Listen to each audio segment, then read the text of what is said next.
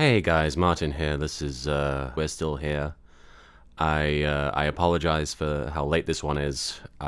It's a day late, and I hate when that happens. I really do, and I've said multiple times that I hate it. And I know I'm the kind of guy who, I guess, at this point you expect to release videos late, and I really hate that that's who I am. But I'm hoping this one gets up today on Tuesday when I'm recording it. I came home really late last night. I got home about 10 o'clock, and then we had to eat, and then I was like, I'm not really in the right frame of mind to record something where I'm basically, just basically just trying to deal with the feelings that I'm having lately. But I'm not in a bad place. I just feel really bad for how late this is. Today I'm actually going out with some friends to a thing. It's like I don't know if you've ever seen The Crystal Maze, but in the UK we had a show called The Crystal Maze where it was like you went to these rooms and they had puzzles you had to solve. It's sort of like that, but it's like we did one earlier last year called Panic Room, where we went into it was a stage like an asylum, and we had to figure out all the puzzles, and it was like three different rooms, and you had to get through each by finding different items that gave hints and stuff, and it was cool. We didn't succeed. Not all our fault because they didn't set up the puzzles properly, but I'm hoping this one today is going to be a lot more fun and hopefully set up properly, and hopefully we solve it this time. But aside from that, I just got back from Wrestlemania. That's why this one is late. Wrestlemania 31. I've talked about the fact that I like wrestling on these videos before, and obviously I know that not all of you are going to agree that wrestling is good, and I wouldn't want to insist that it is, but I enjoy it, and I've never been to a big pay-per-view before, and to go to a Wrestlemania, especially one that was as good as this one, was an incredible experience for me. Oh, before I go on, I should mention, I'm dressed like this because I just finished filming a Mark Remark video, and because I have very limited time today, I have like 4 hours to film and edit stuff. I wanted to just jump right into We're Still Here, and so I'm still dressed like this, and that's why there's still a green screen behind me. I don't know if I'll have replaced the green screen with anything. I'll probably put some kind of background behind me, but I have the camera set up. So, but anyway, I guess without further ado, this is something that made me happy. That just happened. I've been a big fan of wrestling for a long time, but I recently got back into it, and I've been going to parties with my friends where we watch the pay-per-views together on the WWE network, and it's been a lot of fun. I've been enjoying just getting back into the world of wrestling and the goofy storylines and seeing all the new talent, and there's some really incredibly talented people on the roster right now. And it's actually, I'm very entertained by it. I know if you've watched the Mark Remark, you might get a different impression, but I really love the product right now, and I've always loved the product. I just, if you see the tripod shaking, it's because Mozzarella's rubbing against it, by the way. She's back. I've always loved it, even, I guess, at its worst, because I just like wrestling. I'll come right out and say that. I like wrestling a lot. And I met this guy called Luke, who was the boyfriend of my good friend Erica Harlica, and he came to watch the wrestling stuff with us because he was big into it, and we just sort of wanted to bring him to more social events and get to know him better. And the opportunity to go to WrestleMania 31 arose because it was in San Jose this past weekend.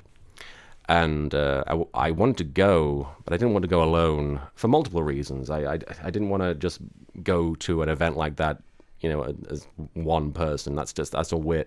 That would have been, I guess, awkward, and it would have been a lonely experience. And she's still rubbing up against the tripod. I do apologize. It would have been a lonely experience, and obviously, in the way I'm feeling, it's not ideal to be that far away from home and be alone. But and also I just wanted to go with a friend because it would have been more enjoyable, and it would have been nice to just see it and have a group reaction, have a shared reaction. And I picked Luke because he seems like a really nice guy, and as I learned, he is a really nice guy, and I really got along with him very well. Also, he's got the kind of personality that isn't. I don't know. There are some people who I get very intimidated by, who can be kind of overwhelming to me. And that's not necessarily meaning, I don't mean that they're annoying or that, I can't cope with them. There are people who are very, very outgoing and loud and have no problem speaking their mind and are very aggressively friendly. And that's good. It's not necessarily a bad thing. But I don't cope with that as well as I do people who are more on my level, who are quieter and a little more reserved and not as outspoken. And, I just felt like going with Luke, it would have been a much better fit, So I went with him. We flew up to San Jose. It was just a 45-minute flight, but we got a package deal where we got a hotel room for the night, and it was relatively cheap. I have to thank Mariana for that. What are you doing? How come you like that tripod so much? You're causing all kinds of problems. Can you hear her rubbing against it? Matza, you're a monster. But yeah, we got a good deal, and the seats we got were pretty good as well. We didn't see too good. We were on the floor, like facing the entrance where the wrestlers came down from, so that was really cool. But as a result of being on the floor, a lot of people would stand up and get in the way and hold up signs, and we wouldn't be able to see over them. But, ultimately the experience itself was just incredible. There was multiple moments where I was jumping up and down and screaming and going, yeah, because I was just so happy. We got to see Hulk Hogan and The Rock, and we got to see Daniel Bryan win the Intercontinental title, and yeah, it was a really well-booked card. It was a well-booked pay-per-view. I can't say there were any times during the pay-per-view where I was like, well, that was stupid. Maybe the Big Show winning the Battle Royal, but I mean, if there's only one thing where I'd be like, well, that was kind of dumb, and that's not a terrible pay-per-view. I had a great time. It was a lot of fun to be there with a good friend, and there was a couple of moments. What are you doing, mozzarella? There was a couple of moments during and after the event where it made me think about how wrestling has affected me as a person, and I know it sounds strange to say that, but I really have been positively influenced by wrestling in general. But at the event, at WrestleMania 31 in particular, I don't want to go into too much detail just because obviously there are going to be lots of people who watch this and don't really care about wrestling, which is absolutely fine. Wrestling is pretty dumb. But there was a moment right at the end, and this is a big spoiler in case you haven't seen it yet, or in case you haven't read the news or, seen what happened on social media. But Seth Rollins came out right at the end during the main event and won the title. And yeah, it was a great moment in terms of the story, and it was just really cool to see Seth Rollins finally cash in the Money in the Bank contract. But there was something else to it. It was kind of, it affected me. It was like seeing somebody go from almost having nothing to having everything. It was like putting aside the storyline and the fact that it's all staged and the fact that it's wrestling even. He's a guy who, to look at him, you wouldn't think he would go as far as he has. And even when he was on the main WWE roster with the group known as The Shield, he wasn't the standout performer, as far as the general viewing audience would have considered it. And he'd been in other companies that, when he was moving up to the WWE, the people were like, oh, well, he's not going to last that long, or he's going to be, a jobber for the rest of his life as a result of that, because the WWE favors certain people and certain types of people. But Seth Rollins, they gave him an opportunity and he ran with it, and he ran really far with it. And he did it in a very short amount of time, and he did it without necessarily anybody believing he could do it, with a lot of adversary. And it's really cool to see that. It's really cool to see somebody, even if he's a bad guy in the storyline, it's cool to see somebody who loves what they do, who nobody believes in, who nobody really truly believes in. Like, people believe in him, but nobody believes he can be the top guy, and he is probably the top guy right now. And it's just really cool to see that play out, and to have been there in the moment where he grasped the brass ring, and when he took the title, to have been there in that moment and hear everybody was cheering him in the arena. Everybody was, and he was a bad guy. He is a bad guy. He's a bad guy in terms of the storyline. We're not supposed to be happy that he did that, but we were. And maybe it's because it was a thing that we'd been waiting for a long time, because he had the briefcase with the Money in the Bank contract. Maybe it's just because we were excited to see something happen that was, out of the realms of possibility. We didn't know that it was going to happen. It was booked as a Roman Reigns versus Brock Lesnar match, but it turned into Seth Rollins winning the main event, and it was very unexpected. But I think a lot of the positive reaction was people have wanted to see him do well. I've definitely wanted to see him do well. He's probably the most watchable guy on the roster right now in the main event picture. Very entertaining guy, but also he's the guy you wouldn't expect to do the things he has done. And he's taken what little opportunity he's been given and turned it into a huge opportunity. Because he was the guy that nobody expected to break out, but he did. He broke out despite all the odds, and it's really cool. It's really cool to see something like that happen to somebody who deserves it. So I got something out of it. I got a lot out of it. I also got to hang out with Luke, who it turns out is a really cool guy and super fun to be around. And I think if I'd chosen anybody else to go with, I probably wouldn't have had as good a time. I'm not saying that he's like better than everybody else I know. I'm just saying that it felt like the right choice. So yeah, I had a bloody brilliant time. I don't want to go into too much detail, like I said, because first of all, I could be sat here talking for several hours, and I'm going to be talking about it when I do my eventual Mark Remark Wrestlemania edition. But suffice to say, I had a brilliant time, and it's going to be a lot of memories from it are going to stick with me, and it was a big positive. It was a big positive in my life. And if you've ever wanted to go to a wrestling pay-per-view event, or if you've ever wanted to just go to a live event of some sort, but you've felt reluctant because you don't know if you'll be good to go on your own, well, go with somebody. Go with a good friend. Go, if you don't have a friend, go with a family member. Don't feel embarrassed by that. It's worth doing these things that otherwise you wouldn't feel comfortable doing if it's something you've always wanted to do. I've always wanted to go to WrestleMania, and now I can say I've done it, and I would have regretted it if I didn't, and I'm glad I did.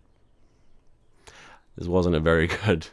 I know that I've kind of been really vague in this one, and I guess it's partially because I'm feeling kind of hurried because I don't have much time, and I'm sorry, but I did have a good time at WrestleMania, and that's the thing I wanted to tell.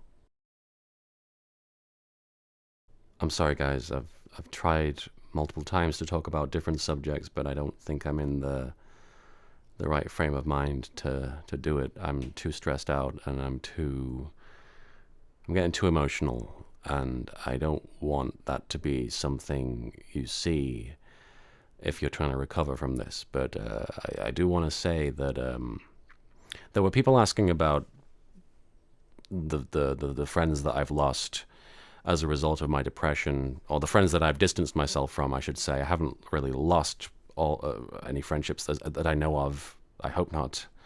But in order to at least say something that will hopefully help, the people who really care about me have been very understanding, and if anything, have grown closer to me as a result of all this. I pushed them away, but they never allowed themselves to be pushed off the map. You know, they just waited outside for me to finish and then came right back in and gave me a big hug. So I, for the most part, I'm still very close with these people. I've actually met more friends from opening up about this.